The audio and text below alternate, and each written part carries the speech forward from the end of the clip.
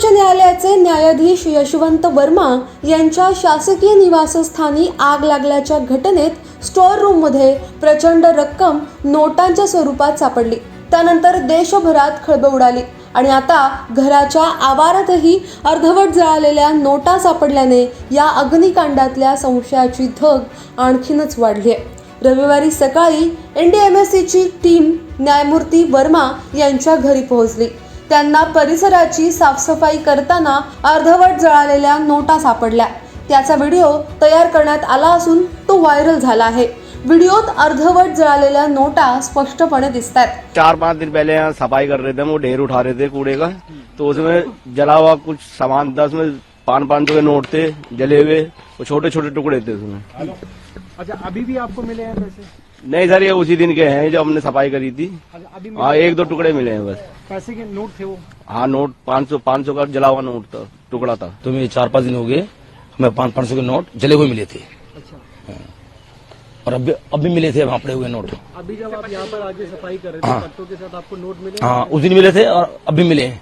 शनिवारी रात्री उशिरा जळालेल्या नोटांचा व्हिडिओ सर्वोच्च न्यायालयाच्या वेबसाईटवर प्रसिद्ध झाल्याने प्रकरण अधिकच गंभीर झालंय। न्यायमूर्ती वर्मा यांनी हा एक कट असल्याचा जबाब दिलाय। परस्पर विरोधी घटनाक्रमात नोटांची गुंतागुंत सोडवण्याचा तपास पथकांचा प्रयत्न सुरू आहे। वर्मा यांच्या निवासस्थानी रोख रक्कम सापडलीच नसल्याचा अग्निशामक दलानं दावा केलाय। तर दुसरीकडे न्यायमूर्ती वर्मा यांनीही जिथे ही रक्कम सापडली ती स्टोअर रूम वापरातच नव्हती असं सांगितलंय। व्हिडिओमध्ये अग्निशमन कर्मचारी आग विझवताना दिसत असून तिथे स्पष्टपणे अर्धवट जळालेल्या नोटा दिसतात। त्यामुळे हे चित्रण दिल्ली अग्निशमन दलाचे प्रमुख अतुल गर्ग यांच्या दाव्याला छेद देणारं ठरतंय।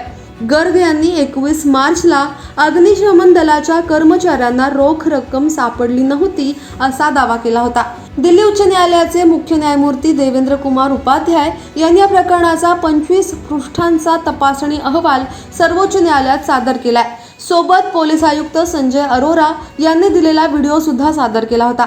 त्यामुळे तपासणी अहवाल आणि अग्निशमन दलाची भूमिका यात विरोधाभास निर्माण झालाय। प्राथमिक अहवालानुसार 14 मार्चला आगीची माहिती थेट अग्निशमन दलाला न देता पोलीस नियंत्रण कक्षाला देण्यात आली होती। त्यानंतर ही माहिती अग्निशमन दलाकडे पाठवण्यात आली। त्यानंतर अग्निशमक दलाच्या कर्मचाऱ्यांना अर्धवट जळालेल्या या चलनी नोटांची पोती सापडली होती। आता सध्या अंतर्गत चौकशी दुसऱ्या टप्प्यात आहे। अशात हे म्हणजे वर्मा जर का दोषी आढळले तर त्यांच्यावर कोणती कारवाई होऊ शकेल हे जाणून घेऊया। सगळ्यात पहिले तर न्यायमूर्ती वर्मा प्रकरणात सरन्यायाधीश संजीव खन्ना यांनी स्थापन केलेल्या त्रिसदस्यीय समितीचा तपास आता दुसऱ्या टप्प्यात आलाय। अर्धवट जळालेल्या नोटांची 4 ते 5 पोती सापडल्याच्या दाव्याचा आता समिती तपास करेल। या समितीचे निष्कर्ष न्यायमूर्ती वर्मा यांचं भविष्य ठरवेल। समितीला अहवाल सादर करण्याची कोणतीही मुदत देण्यात आलेली नाही। ही समिती आरोपात तथ्य असल्याच्या निष्कर्षावर आली तर न्यायमूर्ती वर्मा यांना पदावरून हटवण्यासाठी सरन्यायाधीश पुढच्या प्रक्रियेनुसार कारवाई करू शकतात। त्यातली एक प्रक्रिया अशी असू शकते की न्यायमूर्ती वर्मा यांना राजीनामा देण्यास किंवा स्वेच्छानिवृत्ती घेण्यास सांगितलं जाऊ शकतं।